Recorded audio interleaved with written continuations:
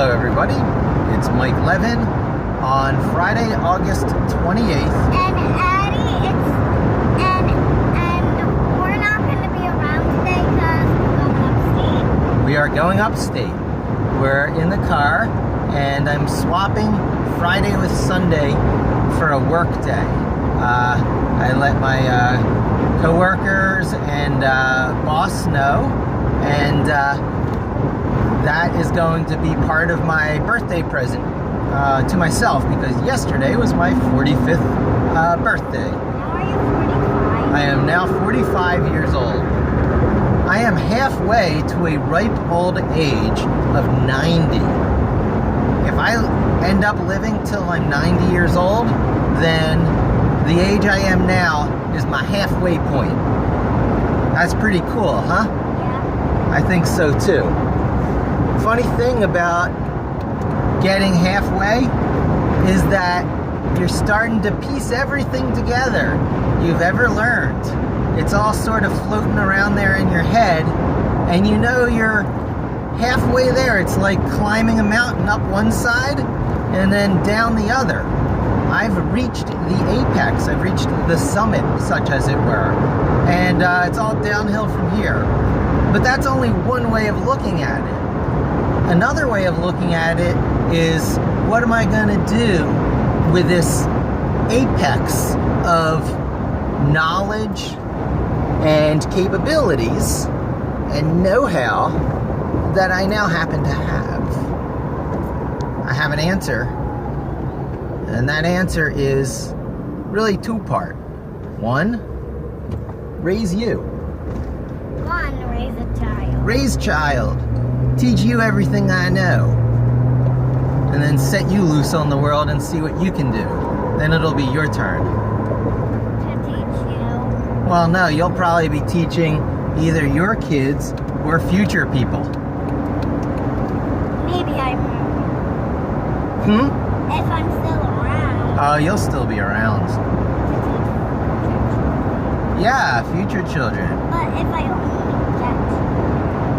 Ah, you will. You will. No way. So far, so good. It's one of my favorite expressions. No matter when you say it, it's appropriate, because you still have the ability to say it. My iPad's out of charge. Oh, it's out of charge? Yeah. Well, pick up one of the comic books. That's why we brought those. We'll get a charger up at the Catskills and recharge your iPad, and you can have some screen time at night if you want to. But you'll be seeing your friends too, so you won't really be thinking about it much. Those are the comics that you and Mommy got for me for my birthday, so I can read comics with you. Some of these are some really special ones from my past, like the Green Lantern. You know what the Green Lantern's power is?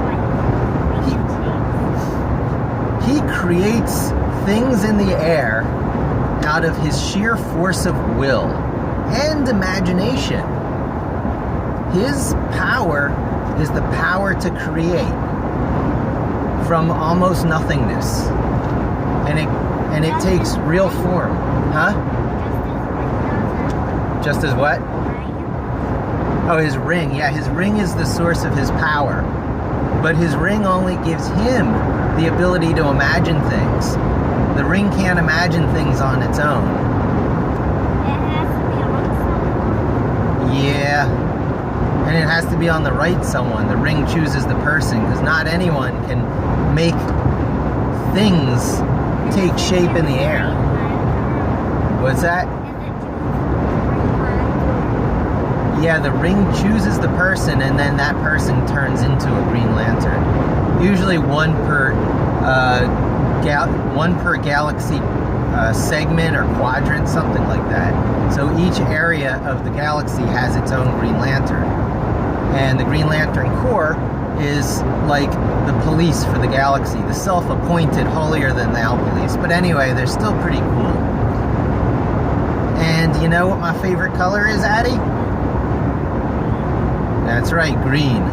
I tell you partially the answer when you ask, because of all the trees around you. All the trees we're passing here, and up the Catskills we're going, all green. Green is the color of life. And if you see green, you know that trees and plants are turning,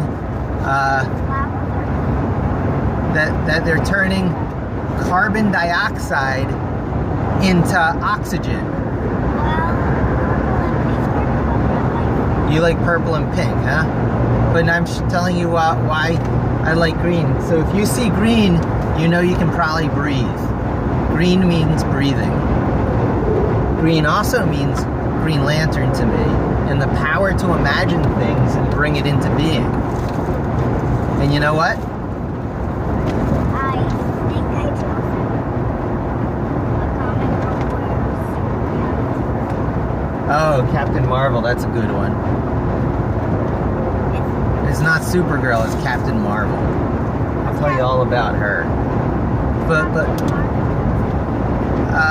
I forget the story. There's so many Captain Marvels in both the DC and the Marvel universe. I forget which is which. One's a woman on one side and one's a man. I don't know. But we'll read it together and we'll get it and we'll figure out the story. I'm reading the comic. Good. But the last point I want to make is the other thing I'm doing with the second half of my life is doing what Green Lantern does. Yeah, I'm imagining something, and I'm imagining it so clearly that I bring it into being, so that it stays around after I'm gone. It's going to be that powerful. That's what I'm trying to do. And so that the things I think and believe, I can put into it, and it can make other people in the future who use my product, my creation, think and believe some of the same things. And you know what those things are, Addie? That you can always do something interesting, and you can always improve yourself, and you can always improve the world around you. And you can always figure out anything you need to know if you stop and play the observation game and Stop and look around.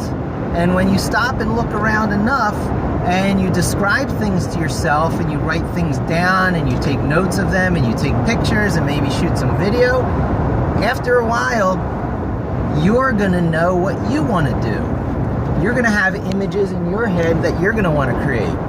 And I want, as your daddy, to have set a good example of doing that so that when it's your turn, you can do that too. What do you think? Is it turning out I am going to do that? Well, so far so good. And that's long enough for the video. I think I'm going to wrap it up here. Anything you want to say to the people out there, Addie?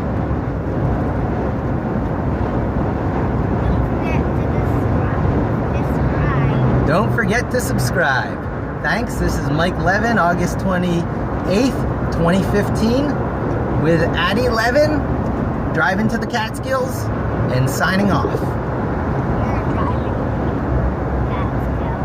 Driving to the Catskills on I-87 at around 11:30 a.m.